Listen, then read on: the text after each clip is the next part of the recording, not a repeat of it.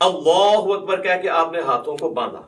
اب ذرا یہ ہاتھوں کو باندھنے کی پوزیشن آپ ذرا دیکھ لیں.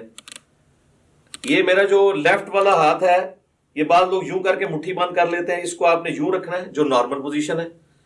اس کے بعد آپ نے یہ دایاں ہاتھ بائیں ہاتھ کے اوپر یوں رکھا کہ جو نارمل پوزیشن ہے. بعض لوگ یوں کر کے پکڑ لیتے ہیں, ٹھیک ہے, اگر آسانی ہے یوں کر کے پکڑ لیں, یہ نارمل پوزیشن ہے. اور اگر آپ اس کو یوں رکھیں گے تو آپ کو رکھنے میں بھی آسانی ہوگی. یہ سنت طریقہ ہے جو صحیح بخاری کی حدیث کی روشنی میں ہمیں پتہ چلتا ہے, کیونکہ صحیح بخاری میں حدیث ہے کہ سہل ابن سعد الساعدی کہتے ہیں کہ نبی صلی اللہ علیہ وآلہ وسلم کے زمانے میں ہمیں حکم دیا جاتا تھا کہ ہم اپنا دایاں ہاتھ بائیں زیرہ کے اوپر رکھیں. اب زیرہ جو ہے یہ کونی سے لے کے انگلیوں تک ہے. اور ابو داؤد اور نسائی کے اندر حدیث ہے کہ نبی علیہ السلام نے اپنا دایاں ہاتھ بائیں رزق را سین غین کف اور ساعد پر رکھا. ساعد کہتے ہیں کف سے لے کر کونی تک. یہ کف کا لفظ تو اردو زبان میں بھی استعمال ہوتا ہے, یہ عربی کا ہے. اور یہاں انگلی سے لے کے کف تک رزق کہلاتا ہے, اور اس پورے کو ہم کہتے ہیں زیرہ. اور آپ دیکھیں پرانے زمانے میں جب جنگیں لڑی جاتی تھی تو زیرہ پہنی جاتی تھی, پورے جسم پہ بھی پہنی جاتی تھی. اور اس طرح صحیح مسلم میں اتنا ہی ملتا ہے کہ نبی علیہ السلام نے اپنا دایاں ہاتھ بائیں ہاتھ پر باندھا. ڈیٹیل بخاری میں اور ابو داؤد میں اور سنن نسائی میں ملتی ہے. مسند احمد میں روایت ہے کہ سینے پہ باندھا. اب سینے سے مراد یہ نہیں کہ آپ نے یوں کر کے باندھ لیا. سینے کی ڈیفینیشن ہے یہ نہر سے لے کر ناف تک, یہ سارے کا سارا سینہ ہے. یہ سینہ ہے. اس میں جہاں پہ بھی لائی کرے گا تو آٹومیٹکلی آپ دیکھیں جب آپ یوں کریں گے اور یوں رکھیں گے تو وہ ایک خاص پوزیشن پہ آئے گا جو نہ بہت اونچا نہ بہت نیچا, ناف سے برل یہ اوپر ہی ہے اور نہر سے کافی نیچے ہے. یہ نارمل پوزیشن ہے. اسی پوزیشن میں جب آپ جماعت کے ساتھ نماز پڑھیں گے تو پاؤں سے پاؤں بھی ملا سکیں گے اور کندھے سے کندھا بھی. جیسے ہی آپ یہ اوپر چلے گئے تو پھر یہ دیکھیں کونیاں ملیں گی, کندھا نہیں ملے گا. اسی طریقے سے میرے بھائیوں جب آپ ناف سے نیچے ہاتھ باندھتے ہیں نا تو یہ خلاف سنت ہے.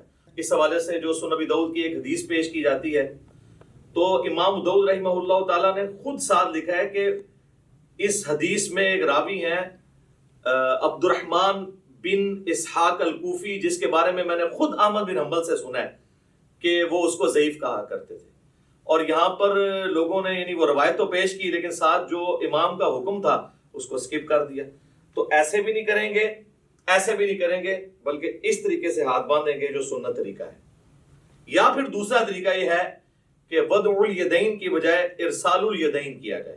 اس کے لیے ہم پھر یوں کریں گے کہ آپ نے یوں رفع الیدین کیا, اللہ اکبر کہہ کے ایسے. بعض لوگ بالکل ایسے ساتھ ملا لیتے ہیں, بعض مٹھیاں بند کر لیتے ہیں, بعض ایسے کر کے کھڑے ہو جاتے ہیں. بالکل غلط ہے. بالکل نارمل پوزیشن پہ جہاں پہ آئیں گے یہ ارسال الیدین ہوگا. یہ بھی سنت ہے, اگرچہ اس حوالے سے جو سنن طبرانی کی روایت ہے اس میں خصیب الجحد الراوی جو ہے وہ ضعیف ہے. لیکن چونکہ موقوفہ روایتیں عبداللہ ابن زبیر سے ملتی ہیں المصنف ابن ابی شیبہ میں, بلکہ مصنف ابن ابی شیبہ میں پورا چیپٹر ہے ان صحابہ اور تابعین کا بیان جو ہاتھ باندھ کے نماز پڑھا کرتے تھے اور ان صحابہ اور تابعین کا بیان جو ہاتھ کھول کر نماز پڑھا کرتے تھے. یہ دونوں طریقے سنت ہے. اور میں نے تو سنن ابی داؤد کی جو 730 نمبر حدیث ہے اس سے بھی یہ چیز ثابت کی ہے کہ انڈائریکٹلی ابو حمید سعدی کی جو 10 صحابہ والی حدیث ہے وہ بھی اس کو سپورٹیو ہے کہ ارسال الیدین کرنا بھی سنت ہے. اس پہ میرا کلپ الحمدللہ لاکھوں لوگوں نے دیکھا ہے, فیس بک کے اوپر بھی, یوٹیوب کے اوپر بھی. آج میں اس ڈیٹیل میں نہیں جاؤں گا. بہرحال ارسال الیدین بھی سنت ہے. الحمدللہ ہم دونوں طریقے سے نماز پڑھتے ہیں. کم از کم میں ایک نماز ضرور ارسال الیدین سے پڑھتا ہوں. لیکن میں وضع الیدین کو اس لیے پریفر کرتا ہوں کہ میں یہ خواہش کرتا ہوں کہ میں اللہ تعالیٰ کے سامنے اس حال میں بھی کھڑا ہوں. اب جو لوگ صرف ارسال الیدین کرتے ہیں وہ اس سنت سے محروم ہو جاتے ہیں. اسی طریقے سے جو لوگ رکوع کے بعد ہاتھ باندھنے کے قائل ہیں وہ بھی اس سنت سے محروم ہو جاتے ہیں. تو ہم اس سنت پہ بھی عمل کرتے ہیں اور اس پہ بھی.